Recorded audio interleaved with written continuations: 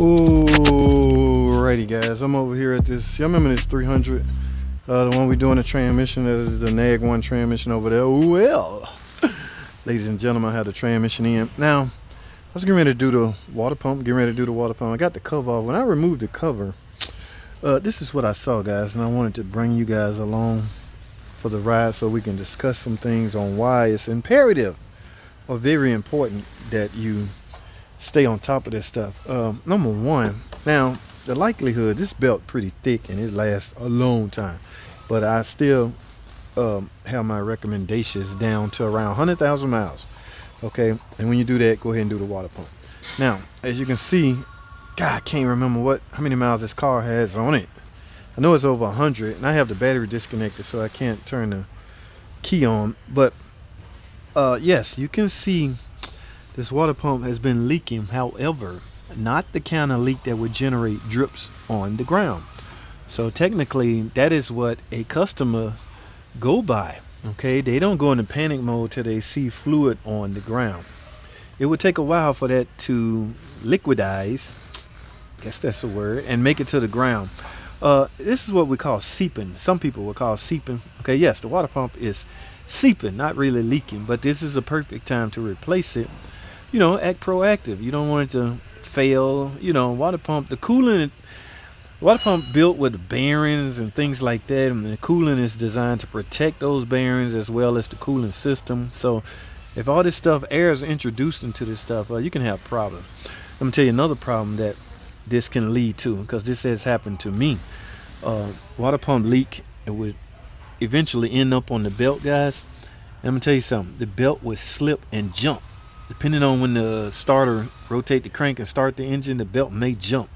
And guys, that is one hard thing to diagnose. I mean, I have graphs to hold to what to look for as far as timing being off. Even one tooth, guy, you're gonna have low, you're gonna have no power or nothing, but you may not set a code, or you may set a lean condition code or a rich condition code. But the one I had, is all boiled right back down to this. When I removed this cover, I saw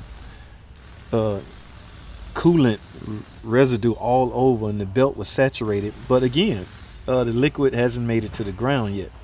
Now what happens is, like I say, the belt will eventually jump. One tooth, that's all it takes. With one tooth off, guys, timing, not sure if it'll be retarded or advanced, but you will feel it in your gas pedal. All right, you will have low power, and in extreme cases, no, in most cases, you will have low engine vacuum. So if you're a mechanic trying to figure out why your vacuum is low, let's just say you have 14 inches of vacuum by way of reading your scan tools map sensor. Okay, I don't know too many guys have a vacuum gauge, and where do you find vacuum ports at anymore? They done took away all the intake manifold. There's some back there. All right, their goal is to find out how much vacuum the engine is producing. This is a big old vacuum pump. But anyway, if it's right around at 14, 15 inches of vacuum, yes guys, timing has been compromised. That's what gave it away. That's what led me to on that problem child I had. Sure enough, when I pulled the cover, I saw that, and I brought timing marks off. This one was up here. It was off. So I was proud of myself as far as that goes, but I was more concerned with what symptoms it would leave. Okay, like I say, in some cases, no fault codes.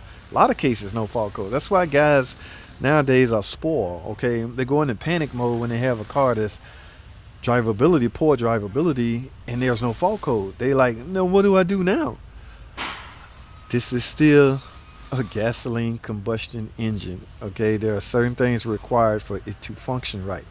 The basics of the engine is still the same. What they have done with the computer and added sensors and things like that is what differentiate past gasoline combustion engine to present. Yes, don't get me wrong, they're better, but a lot of things are monitored, a lot of things are not monitored. For instance, fuel pressure is not monitored. The computer have no way to know that their fuel pump is not doing its job. It will try to make calculation. It will try to compensate for the exhaust in the, or the oxygen in the exhaust. You know, the O2 sensor would tell that. So it would try to make compensation based off of that. But for the most part, the computer have no idea fuel pressure low. The computer have no idea that the physical timing is off. Okay, like I say, it's smart enough to try to compensate for problems. Okay, but at the end of the day, you the mechanic have to find the problem. Okay, don't panic. There's no need to panic because you don't have a check engine light. Just go back to the basics. I even have a hard time going back to basics. You can be so advanced, guys, to where sometimes you would disregard the basics, and all along the basics is where you should have went to begin with. In my opinion, you should start with the basics.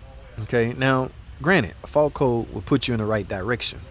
It is not a rubber stamp to replacing a part associated with the fault code name. For instance, ignition coil, what is this? One, two, ignition coil 2, circuit open. That does not mean simply replace the coil.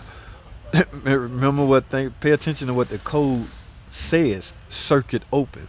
A wire right here could be cut. In other words, I can cut this right there.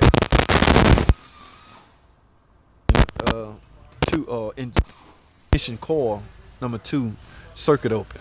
The average mechanic see that, well, need a coil. Bzzz, take that off, pop in a new one, still got the same code. So be careful, guys. I'm not criticizing anybody. I'm just saying, pay close attention to the name of the fault code and the circuitry that's behind the parts associated with the fault code. Okay, but let me stay focused on this. Yes, I'm simply about to replace. No big deal, guys. No big deal at all. Now, what I want to talk about is what you should replace during a timing belt replacement. Y'all see that? Y'all see that bearing right there? What is missing inside of that bearing? I know y'all saw that. I'm going to bring the camera right back down to that. All right, take a closer look. This is the water pump right here. Now, the water pump, you should also replace the water pump during a timing belt replacement. But look at that bearing or that pulley. That's an idler pulley, people. And all the bearings inside that used to live inside the pulley is now inside of the timing belt cover. Okay, that's because it has worn out and came apart. Now, the weird thing about this car is the customer just had the timing belt replaced. Obviously, that's the timing mark right there on the crank. Now, the timing mark up here on the camshaft go between this slot right here and this slot right here. Now, a true indication of a car being out of time is probably vacuum. You will have extremely low vacuum, between 13, 14, and 15 inches of vacuum. But that right there is a true sign that you might even hear some noise if this come apart. This idler pulley has come apart. Now, what I want to talk about is things you should replace during a timing belt replacement job. And that is the water pump and the idler pulley. Anything that rotates, anything that turns as a result of the timing belt turning should be replaced, especially if it is ball bearing type. If it's a bearing type pulley, it should be replaced along with the timing belt. Make that a habit of replacing all those pulleys inside of there, okay? Do not just replace the timing belt, all right? I want to give y'all that warning, man, because I hate to see this, man. So, man, thanks for watching, comment, and subscribe, and I'll see y'all on the next video.